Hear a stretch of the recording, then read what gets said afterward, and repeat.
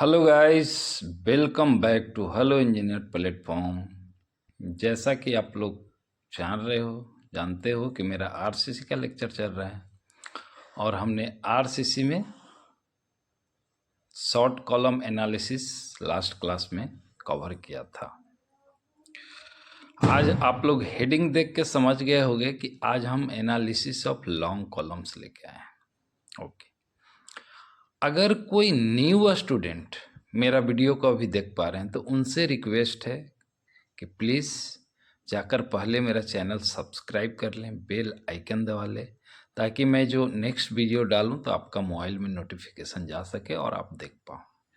और एक रिक्वेस्ट और है कि सब्सक्राइब करने के बाद मेरा पीछे का जितना आरसीसी का लेक्चर है वो एक बार देख लें, नहीं तो आप लोग को समझ में नहीं आएगा, ये बीच से देखने से समझ में नहीं आएगा। ओके, हम स्टार्ट करेंगे अपना आज का।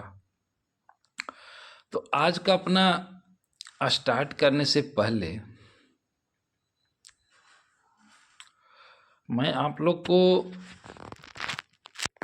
पहले पढ़ाया था, थोड़ा सा एक झलक दिखा देता हूँ, उसके बाद आज का हम स्टार्ट करेंगे। यस, क्योंकि यहाँ पे मैंने वो नहीं किया है। हमने पढ़ाया था कि इफेक्टिव लेंथ ऑफ कॉलम, पहले हमने पढ़ाया था। तो ये पहले पढ़ा रखा हूँ, फिर भी इसमें ज़रूरत है लॉन्ग कॉलम एनालिसिस में, तो इसको मैं थोड़ा डिस्कस कर देता हूँ ताकि आप लोग को रिवाइंड हो जाए। रिवाइंड होने के बाद आप लोग अच्छे से समझ पाओगे एनालिसिस को। ओके, तो हमने पढ़ाया था कि effective length of columns, the effective length of column depends on its end support condition. Yes, तो हमने क्या पढ़ाया था? हमने 7 टाइप का इंड कंडीशन पढ़ाया है। कौन कौन सा? बोथ इन पिन या हिंज्ड। इफेक्टिव लेंथ क्या हो जाएगा? 1L। कहने का मतलब के का वैल्यू, ऐसे इफेक्टिव लेंथ का क्या होता है formula? K time L. K equal to 1 हो गया और L equal to length of column हो गया। तो ये शायद आप लोग को याद होगा, मैंने पहले पढ़ा रखा है। Both type, both hinge pin, both ends hinge, both in fix, ये हमने पढ़ा रखा है। 0.5L, 1 in fix and 1 in hinge, एक फिक्स और एक हिंज्ड। 0.7L मैंने दोनों ही वैल्यू पढ़ा रखा है, और मैं बोला भी था कि कम जो वैल्यू होते हैं उसको आरसीसी में यूज कर लेना, और ज़्यादा वाला जो वैल्यू है उसको स्टील स्ट्रक्चर में यूज कर लेना। बट मैं कहीं कहीं लिखा देखा था, एक थ्योरेटिकल वैल्यू होता है, एक रिकमेंडेड वैल्यू होता है। तो जो थ्योरेटिकल वैल्यू होता है मैं आगे लिख दिया था, ये इसमें मैं लिखा हूँ आगे। ये देखिए, थ्योरेटिकल वैल्यू जो होता है आप आरसीसी में यूज कर लो, और रिकमेंडेड वैल्यू जो होता है आप जो स्टील डिजाइन में यूज कर लेना। ओके, तो ये 7 कंडीशन हमने पढ़ाया था, ये आपको याद रखना है। चूंकि एल इफेक्टिव का बात अभी आएगा लॉन्ग कॉलम एनालिसिस में, इसीलिए मैं ये आपको याद एक बार रिमाइंड करवा दिया फ्रेंड। तो एक कंडीशन क्या है? बोथ साइड पिन 1L हो जाएगा। सेकेंड कंडीशन क्या है? एक साइड हिंज है, एक साइड फिक्स है, एक फिक्स और एक हिंज, 0.7L हो जाएगा। अभी आप लोग आरसीसी पढ़ रहे हो तो थियोरेटिकल वैल्यू लेकर चलो, रिकमेंडेड वाला छोड़ दो। यहाँ पे क्या है? बोथ इंड फिक्स, तो आपका क्या हो जाएगा वैल्यू? 0.5L। ओके, आइए,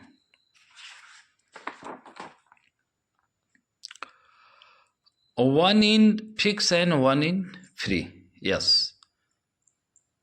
this is called cantilever friend. Example of cantilever,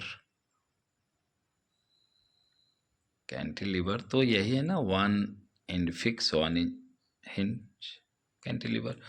और आप लोग अगर प्रैक्टिकल एग्जाम्पल देखना चाह रहे हो तो इसको आप ना इलेक्ट्रिक पॉल समझ सकते हो। इलेक्ट्रिक पॉल में क्या है, जिसपे सिर्फ इलेक्ट्रिक पॉल ऐसे ही जो इंस्टॉल किया हुआ है, उसमें इलेक्ट्रिसिटी का वायर नहीं लगा होता है फ्रेंड। जब वायर लगने से पहले आप जब देखोगे ना, तो इलेक्ट्रिक पॉल को ना पहले इस टाइप से इंस्टॉल किया जाता है, तो वो फिक्स कर दिया जाता है नीचे और ऊपर फ्री रहता है। तो उस समय के लिए वो इलेक्ट्रिक पॉल भी एक कैंटिलीवर का एग्जाम्पल हो जाता है। या फिर हमारे जो बिल्डिंग बनते हैं उसका छज्जा जो बोलते हैं हम लोग, बिल्डिंग से थोड़ा साइड साइड में दिया जाता है। बिल्डिंग का छत जो हो जाता है, छत ढलने के बाद, छत ढलने के बाद ये देखिए, अगर ये हमारा छत का वो है, तो ये जो इतना जो साइड में जो हम लोग निकालते हैं ना फ्रेंड, ये वाला पोर्शन, ये वाला पूरा ओवरऑल पूरा जितना छत का है, पूरा लंबाई चौड़ाई पूरे ही उसमें निकालते हैं इतना, वो 2.5 फीट 3 फीट आपका जगह के ऊपर है फ्रेंड, जितना आपका वो साइड में जगह है। तो इसको भी हम लोग कैंटिलीवर बोलेंगे। क्यों फ्रेंड? क्योंकि यहाँ पे ना छत का स्लैब के साथ में वो फिक्स होता है और इधर फ्री होता है। This is called cantilever. तो कैंटिलीवर का डिफिनेशन ही है फ्रेंड कि वन इन फिक्स और अदर इन फ्री। तो इसके लिए हम लोग क्या हो जाएगा, ओके तो कैंटिलीवर अगर होगा तो एल इफेक्टिव क्या हो जाएगा, 2L, K = 2। याद रखना फ्रेंड, कैंटिलीवर का केस में जो हो जाएगा 2 हो जाएगा के, और बोथ एंड अगर फिक्स हो जाएगा ना तो 0.5 हो जाएगा। यस फ्रेंड, ये आपको याद रखना है। कभी कभी लोग कैंटिलीवर और बोथ एंड फिक्स में कंफ्यूज हो जाते हैं। बोथ एंड फिक्स लोग को याद आता है तो लगता है अरे बोथ एंड मतलब 2 उसी का है। नहीं नहीं नहीं, कैंटिलीवर का 2 है और बोथ एंड फिक्स होगा उसका 0.5 है। ओके, और बाकी ये 3 कंडीशन हमने बताया था। सारे लोग कंफ्यूज होते हैं। मेरा लेक्चर है ऑलरेडी, यहाँ मैं ज़्यादा डिस्कस नहीं करूँगा। अब ये 2-3 कंडीशन जो है मुझे बता दिया, आप लोग को फिर से दिखा दिया। अभी हमारा आज का जो टॉपिक है एनालिसिस ऑफ लॉन्ग कॉलम, उस पर अब हम लोग चलेंगे। ओके, जो बंदा नया है, जिनको दिक्कत हो रही है यहाँ से बीच से देखने के, उनसे रिक्वेस्ट है कि वो जाके मेरा चैनल को सब्सक्राइब कर लें, बेल आइकन को दबा लें, उसके बाद जो है सारा लेक्चर देख लें, और देन कंटिन्यू हमारा नोटिफिकेशन जाता रहेगा, वीडियो डालेगा तो आप लोग देख पाओगे। ओके, अब हम analysis of long column start करेंगे। कैसे करेंगे देखते हैं। The analysis of long column which can buckle under compressive load. Compressive load अब मुझे समझाने का मे भी ज़रूरत तो नहीं है, बट फिर भी मैं एक बार समझा देता हूँ। कंप्रेसिव लोड क्या है ना फ्रेंड, हम लोग चूँकि पढ़ रहा है कंप्रेशन मेंबर पढ़ रहे हैं हम लोग, ठीक है। तो अगर यहाँ पे कोई लोड लग रहा है तो ये हमारा कॉलम जो है ना, थोड़ा हल्का सा लोड लगने के बाद कंप्रेस होके यहाँ पे आ जाएगा।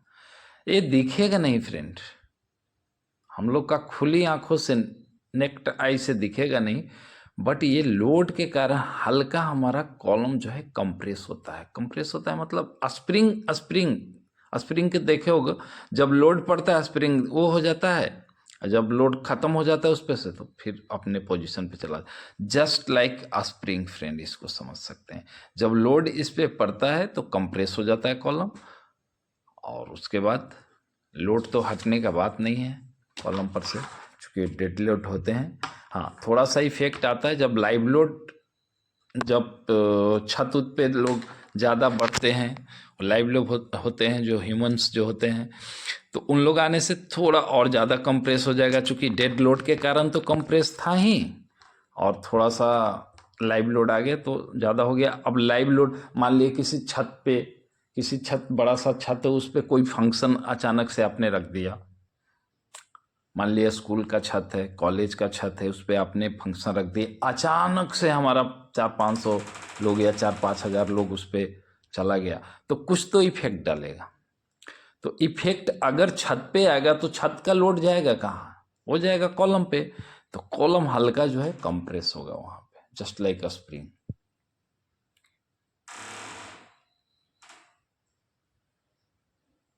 तो समझ गए होंगे कि कंप्रेस हल्का कॉलम होता है, तो उसी को कहते हैं अंडर कंप्रेसिव लोड्स। यस। अब हम लोग लॉन्ग कॉलम को डिजाइन कैसे करते हैं, नहीं एनालाइज कैसे करते हैं फ्रेंड, तो देखिए यहाँ पे एक यूलर्स फॉर्मूला के द्वारा हम लोग लॉन्ग कॉलम को एनालाइज करते हैं। यूलर्स एक साइंटिस्ट थे जो अपना एक फार्मूला दिए थे लॉन्ग कॉलम को एनालिसिस के लिए। तो वो फार्मूला क्या है एक बार आप लोग देख लो, और भी हैं एक दो साइंटिस्ट मैं लेके आऊँगा आज। अभी यूलर फार्मूला पढ़ो फॉर लॉन्ग कॉलम एनालिसिस। तो ये क्या है formula, PCR equal to pi square EI upon L square. Yes, where क्या क्या है, PCR क्रिटिकल लोड, E क्या है modulus of elasticity of column material, I क्या है minimum moment of inertia of the column cross section, I minimum मतलब जब मैं स्ट्रेंथ ऑफ मटेरियल पढ़ाऊंगा फ्रेंड, तो उसमें ना मोमेंट ऑफ इनर्शिया को मैं अच्छे से डिस्कस करूंगा कि I मिनिमम क्या होता है और I मैक्सिमम क्या होता है। ओके, तो अभी यहाँ पे बस इतना समझो कि I मिनिमम लेते हैं, I मैक्सिमम नहीं लेते हैं।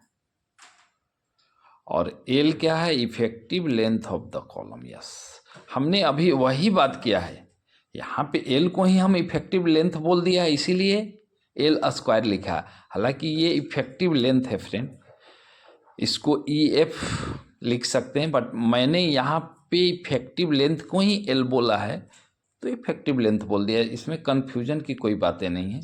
अब यहाँ पे हम मान लिए कि इन द केस ऑफ, अभी मैं दिखा रहा था कि बोथ हिंज, अब मान लिया बोल दिया कि फाइंड आउट द अथी load, critical load of long column, ये कह देगा आपको मॉडुलस ऑफ इलास्टिसिटी दे देगा, I दे देगा और लेंथ ऑफ कॉलम दे देगा, और बोल देगा कि कंडीशन क्या है भैया, बोथ हिंज्ड। तो अब बोथ हिंज्ड अगर बोल दिया तो आप L इक्वल टू 1L ले लोगे और उसको स्क्वायर कर दोगे, समझ गए। L इक्वल टू, अगर बोल दिया फ्रेंड कि find out the critical load for both in fix. Yes, अभी मैंने पीछे दिखाया फ्रेंड, लोग को यहाँ भी थोड़ा ये सब चीज़ सिस्टेमेटिक है फ्रेंड, एक बार दिखाना पड़ता है। तो ये यहाँ पे क्या है, L इक्वल टू क्या हो जाएगा, L इक्वल टू, ये L इफेक्टिव है तो L इफेक्टिव इक्वल टू क्या हो जाएगा 0.5। अभी L दोनों देने से ना आप लोग कंफ्यूज हो जाओगे, इसको स्मॉल L ले लेते हैं, ठीक है ना। देखिए क्योंकि मैं यहाँ पे L इफेक्टिव नहीं L बड़ा ही दिखा दिया हूँ तो आप लोग कंफ्यूज हो। अब हमारा ये हो गया L effective for both and fix के लिए। यस, अब हमारा बोल देगा कि find out the critical load, modulus of elasticity दे देगा, मोमेंट ऑफ इनर्शिया दे देगा, और ये वाला दे देगा, ये वाला फ्रेंड, ये लेंथ ऑफ कॉलम ये है। तब आप लोग यहाँ पे L के जगह पे 0.5L पुट करके निकालना पड़ेगा आप लोगों को। अगर आप लोगों ने ऐसा नहीं किया, डायरेक्टली आपने L रख दिया, तो आपका न्यूमेरिकल जो है गलत हो जाएगा फ्रेंड। तो ओके फ्रेंड, ये हम यूलर फार्मूला से लॉन्ग कॉलम का एनालिसिस करते हैं। ओके, अब आगे क्या लिखे हैं हम एक बार आप लोग को दिखा देता हूँ। आगे हमने क्या लिखा है, हमने लिखा है आगे में assumption of Euler theory. Yes, Euler theory का कुछ अपना अजम्पशन है। क्या क्या है अजम्पशन वो देख लीजिए कि the column is perfectly straight. Yes, column is perfectly straight कहने का मतलब कॉलम जो है एकदम सीधा होना चाहिए, स्ट्रेट। ये नहीं कि कॉलम हल्का ऐसा है तो इसमें यूलर फार्मूला आपका नहीं लगेगा। ये थोड़ा बकल अगर हो गया तो उसमें यूलर फार्मूला काम नहीं करेगा। फर्स्ट अजम्पशन यही है कि column is perfectly straight and axially loaded. Axially loaded तो मैं पढ़ा ही दिया, शॉर्ट कॉलम में क्या होता है और क्या है। The material is elastic and follow Hooke's law. Hooke's law क्या है फ्रेंड, मैं स्ट्रेंथ ऑफ मटेरियल में पढ़ाऊंगा। हुक्स लॉ मतलब मॉडुलस ऑफ, थोड़ा थोड़ा यहाँ पे भी बोल देता हूँ। मॉडुलस ऑफ इलास्टिसिटी जो होता है ना फ्रेंड, स्ट्रेस वाइज जो स्ट्रेन होता है फ्रेंड, वो मॉडुलस ऑफ इलास्टिसिटी, इसी को हुक्स लॉ बोलते हैं हम लोग। Straight by strain modulus of elasticity होता है, उसी को हुक्स लॉ बोलते हैं। हम स्ट्रेंथ ऑफ मटेरियल में पढ़ेंगे फ्रेंड बहुत अच्छे से, डोंट वरी। यहाँ पे आप लोग थोड़ा थोड़ा देख लो, क्योंकि ये आरसीसी में स्टार्ट कर दिया, पहले मुझे स्ट्रेंथ ऑफ मटेरियल पढ़ाना चाहिए था। बहुत सारा चीज़ यहाँ पे आते हैं स्ट्रेंथ ऑफ मटेरियल का, तो डोंट वरी फ्रेंड। यहाँ पे बस सिर्फ आप फार्मूला जानो और यहाँ पे कोई दिक्कत नहीं होगा। आपको डायरेक्टली मॉडुलस ऑफ इलास्टिसिटी दे देगा, आई दे देगा, लेंथ ऑफ कॉलम दे देगा, आप एल इफेक्टिव में डाल के पुट करके निकाल सकते हो। ओके, तो फॉलो हुक्स लॉ ये माने हैं the column has a prismatic cross section और यूनिफॉर्म। मतलब कॉलम का क्रॉस सेक्शन ऐसा होना चाहिए फ्रेंड, कॉलम का थ्रू आउट मतलब एक समान होना चाहिए, प्रिज्मेटिक होना चाहिए। यस, मतलब 3D तो हम नहीं बना पा रहे हैं, 3D एक बार कोशिश करते हैं बनाने का। मतलब ऐसा होना चाहिए, एक समान होना चाहिए कॉलम का क्रॉस सेक्शन, ऐसा। यस, ऐसा। ये नहीं कि एक बड़ा, ये वाला बड़ा और ये वाला छोटा, वेरिंग नहीं होना चाहिए। वही बोल रहा है कि यूनिफॉर्म डायमेंशन होना चाहिए, ठीक है। और लास्ट वन क्या है friend, the load is applied concentrically. Yes, concentrically कहने का मतलब है फ्रेंड, इस सेंट्रिसिटी पे लोड अप्लाई नहीं होना चाहिए, कंसेंट्रिक होना चाहिए, सेंटर पे, एक्सियल, एकदम एक्सियली और कंसेंट्रिकली और इसेंट्रिकली, तीनों अलग अलग चीज है फ्रेंड। इसेंट्रिसिटी पे लोड अप्लाई नहीं होना चाहिए, एकदम कंसेंट्रिकली होना चाहिए फ्रेंड। ओके फ्रेंड, ये था आज का हमारा analysis of long column. Next class में और नेक्स्ट आगे इसको बढ़ाएंगे। आज के लिए हमारा लेक्चर यहाँ पे समाप्त होता है। Thanks, bye. अगर कोई न्यू स्टूडेंट इस लेक्चर को देख रहे हैं, उनसे रिक्वेस्ट है कि प्लीज़ जाकर चैनल को सब्सक्राइब करें, बेल आइकन दबा लें, ताकि मैं जब नेक्स्ट वीडियो डालूंगा तो आपका मोबाइल में नोटिफिकेशन जा सके। Yes, okay friend, thanks, bye.